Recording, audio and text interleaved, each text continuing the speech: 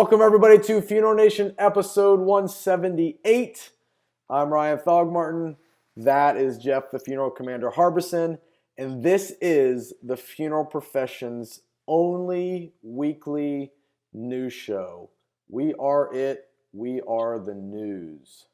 We are the news. It's up to date. We've even had breaking stuff come out before. We've introduced new people to the industry, new products, changes. This is the spot if you want to see it. If you want to wait a month or two for 6 weeks and come in, you put it on the back of the bathroom toilet. That's your business. But this is the news, right? It's the real deal. And speaking of the real deal, the fast funding group, C&J Financial, the funeral isn't over till you get paid. You're going to hear that a lot from me. Let's go ahead and run that promotion.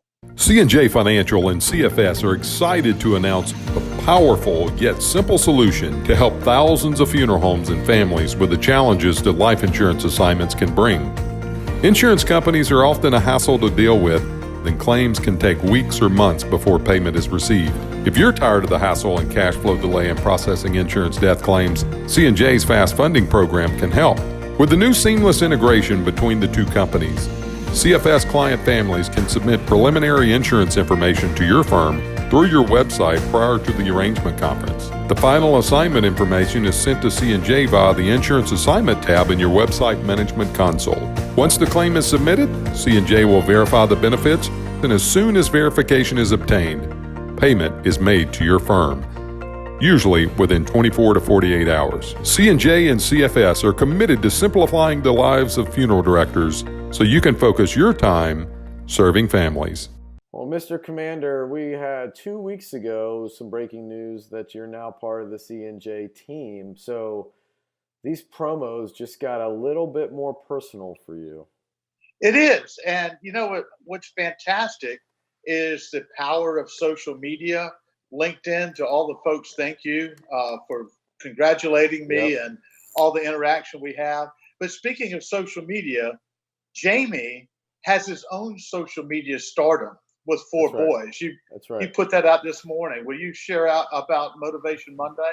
Yeah. So Jamie Meredith, the face behind C&J Financial, the man, the myth, the legend, has four boys, the Meredith sons, and they do a Monday morning motivation video every week on their own dedicated Facebook page, Meredith and Sons, where Jamie is instilling in his boys leadership, faith, motivation. Like it checks all the boxes of something that you would want to see first thing on a Monday morning. He has his boys reciting quotes and leadership tactics, and just it's gives you all the good feels. And you know, I've learned a lot from Jamie as a mentor in this profession. He's mentored hundreds of others in this profession, and now to kind of watch him as a father, and you know, they didn't create this. The way this show was created was accidental, and it you know, social media has its way of growing things and bringing things to the surface, and this is one of the best things that's on the internet right now. If you haven't seen it, you need to go to connectingdirectors.com. We link to the Facebook page there and a full feature article about Jamie and his boys and the reason they started the show and what's happened since they've started the show and what it's really become kind of fabric of their life. Even when they travel, Jamie's opening up the cell phone and they're doing remote Motivational Monday things that are just, I don't know, it's cool. Like even you know, this week with Martin Luther King Day, reciting and honoring Martin Luther King's life and what he was able to accomplish in the millions and millions upon millions of people that he influenced. It's cool. I don't know. I can't say enough about how awesome it is to see Jamie do that with his boys. Well, and this should be a great lesson for funeral home owners and others. You can do the same thing. You know, you don't necessarily have to do it on Monday. You don't have to do it with your family. But there's an opportunity to reach a broader base because now, if not before, people are more ingratiated because they see Jamie as a real person, and they say, "Gosh, if this is the type of guys at C&J Financial, then maybe that's somebody I ought to look into." That's right. As business. I had the opportunity to meet that crowd, the quad, man, those guys are bad news when it comes to some Nerf weapons. So there's a picture of them that you have up there. That's right. And I just want to give a shout out to all the dudes up on top of the mountain. Love you guys. Gosh, and you sent me a little video clip. You kind of you got some military in you, but you got annihilated by these kids. Yeah, I know not to stuck my head out, or I'd have another part on the other side of my hair. It's good But look, stuff. I'm excited. We get to introduce Amy Rigtrup from up in Massachusetts. We're gonna interview her and chat with her a little bit about being a young funeral director, owner, mom, and wife. So let's roll that. How exciting we get to grab Amy Rigtrup in between doing the deal, doing the mom, doing the wife, doing the funeral home, doing the owner work. How do you do it all, Amy? If you figure it out, let me know. Okay. So right in my game plan. Yeah. It's really adapting. Day was planned to be something else, and now I'm sitting in a prime spot at the school waiting for my kids, working in Well, my that's car. the real deal. That's harder than getting a spot at the cemetery, isn't it? Yes. Fight for this. Fight. Hi guys, Well, thanks for having me. Yeah, why don't you introduce yourself to the FNers out here? We've had you before, but reintroduce Amy Rigtrup, right. please. My name's Amy Silva Rigtrup. I'm a 5th generation Portuguese funeral director in Massachusetts. Grew up in my family business, working with my dad and multiple family members, and broke out on my own. And I'm striving to find that balance between structure and still having organic service, and realizing that, you can have both. Yeah. Interesting. Would you expound on that a little bit? Yes. I think, just like with relationships, you have to have a couple tough ones to figure out what you really want in a relationship. It's kind of like that with work. And I worked with my family, which was amazing, for 15 years. But I learned a lot about what I don't want for the future of the business, and a lot about what I do want. Instead of pulling ideas out of nowhere, I feel like I ended up with a great arsenal. So when the opportunity came where a cousin funeral home needed some help in retirement and didn't have any young blood, I graciously offered my services. And for 2 years, I've been able to make changes, make waves, and we're doing really well. Yeah, and that's also included making bank. Well, Making bank is good. Making bank is you're good. a big social media maven. Ryan, you want to go through some of the social media stuff, and then I'm going to circle back to your radio show. Yeah, absolutely. So Amy, you've been very transparent through social. What do you think the values of social have been for you as you're making those changes and building brand? I feel like it's a tool that helps with my major goal of being a funeral home that's accessible and adaptable.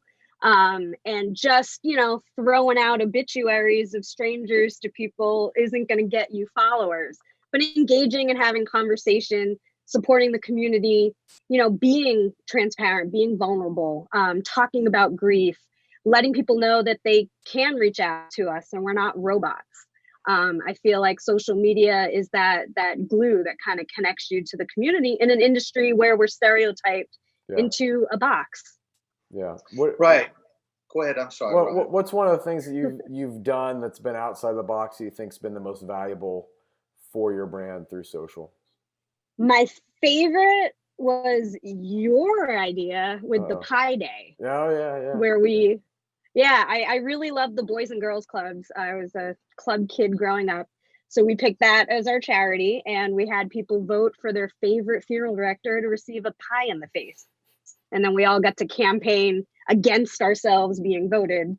And it was really fun. It was really engaging. The kids at the Boys Club loved throwing cake at us. It was unbelievable. That's awesome. And I want to applaud you, though. Just like, we throw out a lot of crazy ideas that a lot of our clients shoot down. I don't think there's anything too crazy that we could throw out to you that you aren't going to do. And the value of that is the fact that you're making yourself approachable and accessible to the community, right? Most funeral directors are met with this very stodgy, cold kind of persona Right. that the consumer They has come about up them. with more reasons Yes, not to do something that's than they right. come up with to do something. That's exactly right. And I appreciate you guys because I'd love to have free time to just be creative and come up with these things. And you guys let me be able to do what I need to do. And even if I don't take every assignment that I mean, it's there. You guys do all Yeah. the legwork for me and it's amazing. Well, thank you. We appreciate you. And, social's just one kind of, I think it's kind of the nucleus of your marketing, but you're doing some other things. And Jeff, touch on that. Yeah, Amy, that's how you and I first connected way back when you were just a pup, right? And I probably had darker hair. But Yes. tell us about your radio show and the silver lining. I grew up in theater. So one of my friends that runs a theater company also manages a local radio show, and she thought it'd be a great idea, much to the chagrin of everyone else at the radio station, to have a funeral home show about grief and dying and funeral industry. And I said, sure. And it ended up being amazing. I think I recorded maybe 70 episodes over 2 years. Wow. And I was on the radio accepting callers every Thursday. Actually got pulled over by and he recognized my voice and thanked me and sent me on my way. So, it paid off in a lot of different ways. But I think it helped kind of make an informal, accessible place where people could talk about things that are somewhat uncomfortable, but really need to be talked about without the pressure of like, come walk into a funeral home. Right. And all you're that doing fun all stuff. the things at your firm that needs to be done. You're using Facebook and social media to reach folks you don't know. Right. You're using your radio show as you a personality, a person, a go-to person for funeral and grief, that people that don't know you. And then on top of that, the people that do know you, you strengthen those relationships and they follow and they talk. So, I mean, I really think that you've got this figured out because obviously you're doing really well. Yeah, and it feels real. It feels genuine and organic. I feel like our service speaks for itself. I have one of my partners, Larry, like the Fred Astaire of funeral service. The guy, if you want to stop the procession by the house on the way to the cemetery, not only does he make it happen, but he'll slow down in front, walk out and place a rose on the step. There's just things that we do that come from an organic place and not a, hey, let's push people into certain price things. And, we're not here to compete. We're not here to anything. We're here to be experts that help people figure out the funeral that they need without having to do the work to get there. Amy, you are a superstar. You really are. You do great work. I consider you a friend. You've been to my house. You've been down here. Yeah. We've had a big time. And Yeah. of course, I want to get you back out here. Right now, believe it or not, look, there's actually clouds in Phoenix. I'm freezing. It's about 60. It's Can't about take it. 21 degrees right now, but it's beautiful and sunny. I appreciate you guys. I mean, the other thing I think young funeral directors, whether they're going to be owners or not, you need to accept and give yourself permission to work with a team. Like having support, having people help. I mean, it's not really about money and budget when it comes to the pricelessness of having people helping you. I've gone through surgeries and family deaths and all these things in the last 2 years of owning a funeral home and being like the catch-all that I've survived and excelled because I have people supporting me. And it's awesome. Yeah, we love it. Nice. We do love it. Well, Amy, thank you for coming on, sharing some of your life. You also have it worked out for life balance because you're waiting for the kids, you're in the van, and there's nothing more important than to figure that out as well. No, my kids know all I told them about my job is I help people say goodbye and they think I work in a castle. Hey, well, that's awesome. You do. It's actually also Yeah. one of the narrowest staircases I've ever been in all my life. Yes, it's a good workout. Thank you guys so much for having me. Thank you, Amy. All right, appreciate take you. care. We'll have you back again. Definitely. Thank you. See ya. Bye-bye. Bye. It's been so cool to get to know Amy over the last few years. We worked with her family's funeral home, and then when she had the opportunity to go on her own, we now work with her directly with social media strategy, and it's been fun. Like she's open to everything, and one of the things I admire about Amy is she's wearing 15 different hats at the same time. And no different than a lot of funeral directors wear 15 hats at the same time. But what I love about her is how transparent she is with it. And when a day is nuts and a day is crazy, she doesn't act like it's perfect. And her social reflects that a day was nuts and a day was crazy. And she's gone through a lot in the last couple of years after owning the funeral home and family things that have been documented and very transparent, which has just brought her even closer to her community and brought that trust level up another notch. So it's pretty powerful to be a part of. It is. She's a superstar, and I just consider her a close friend. And I hope we'll see a lot more from her, because I think she's going to be someone that's going to be helping reshape the way we do things out here. Absolutely. Well, Ryan, it's the end of the week. You're headed out of town. I'll be headed out of town. And so the next time we convene for 179, who knows what it's going to be? Who freaking knows? We have to have the news, right? We don't know what the news is. Sometimes we make the news, but most of the time we just report it. That's right. We only make the news when people aren't going to get mad. When people get angry, then we're just reporting the news. Yeah, we're just telling them, hey, this is what I heard. That's right. That's right. All right, partner. Appreciate you, man. Let's keep this train trucking down the tracks. All right. See you next week out here.